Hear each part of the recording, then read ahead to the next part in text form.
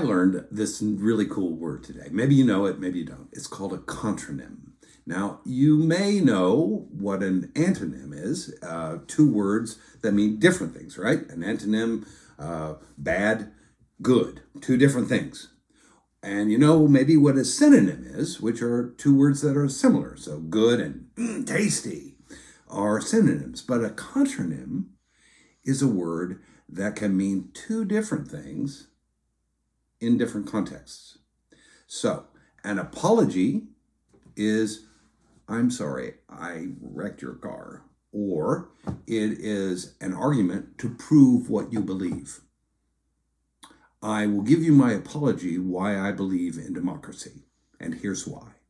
Two very different usage of the same word. To bolt means to run away, or to hold down fast, to bolt something in. To overlook means to supervise, I'm overlooking the situation, or to neglect, I overlooked that, right? The same word, two very different contexts. So, that got me thinking about miracles. And I've been thinking about miracles lately because it's nearing the Easter season, and the biggest miracle of all is about to be celebrated. And that miracle, of course, is the resurrection. And I know that that is a big, big question. But there are miracles, the things that we call miracles, like contronyms. There's the miracle of birth. Now, a baby is a wonderful thing. I love to hold babies and watch them grow up. And I have two grandchildren, and I have two children of my own, and I just baptized two kids, and they're lovely things, but they're completely contained within nature.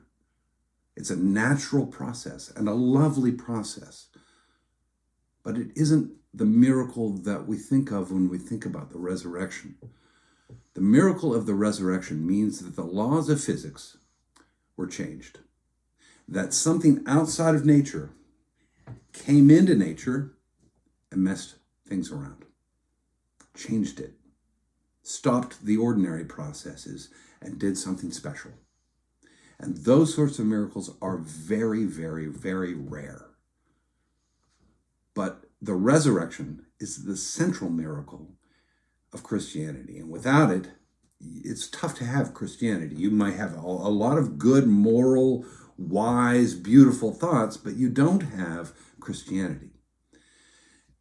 And an objection to all of this, miracles in particular, is that they are not factual.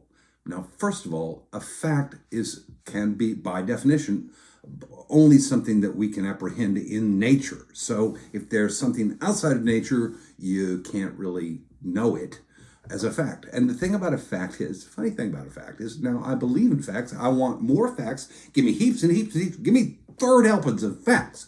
But facts can also be less solid than they seem. A fact is a fact as long as we know it's a fact, and then when it's changed, it's no longer a fact. So, for instance, when I was a child in junior and high school, I learned that Pluto is a planet. Now, Pluto is not a planet. Now, that's just sort of an ordinary, we name Pluto. We could call Pluto anything we want. But on the other hand, I also learned that the atom is the smallest thing that there is. Electrons, the smallest. But now we know about all sorts of smaller particles. Those are facts now. They may stay facts or they may change.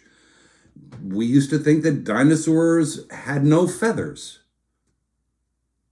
1 and 1, 1 and 1 are 2 in our world. But in the multiverse, as we've come to sort of theorize, 1 and 1 might not be 2 in another universe.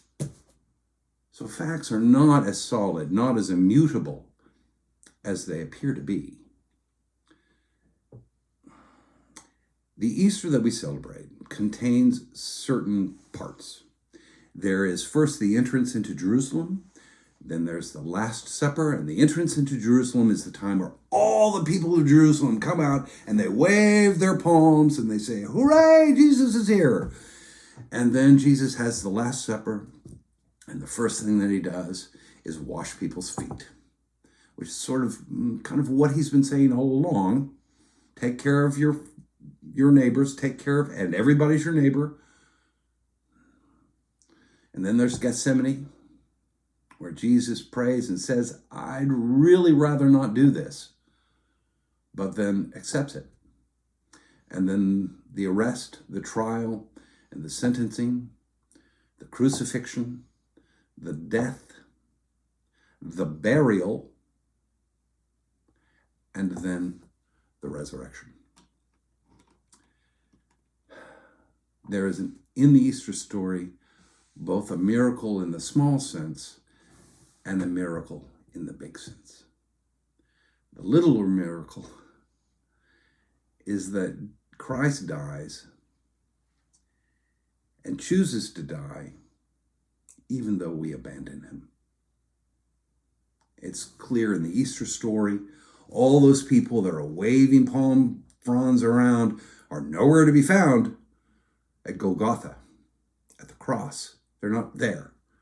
Peter, his first disciple, his best friend, denies him. Everybody walks away. And yet he stayed the course. For God so loved the world that he gave his only begotten Son.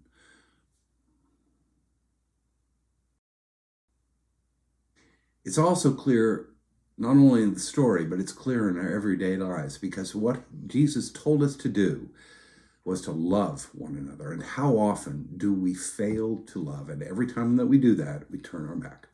We say, in some small or great way, that maybe we don't want to be part of this thing. The big miracle is the resurrection itself. It's a big thing to believe in. And I don't think you have to be absolutely convinced. I think you only have to be open to the possibility. That's all. It's a free gift. It is a gift, and it is a gift because it has no strings. If it has strings, it's not a gift. Deserve, as the story tells you, has nothing to do with it. The resurrection is a miracle that says that you and I are more than what we can perceive,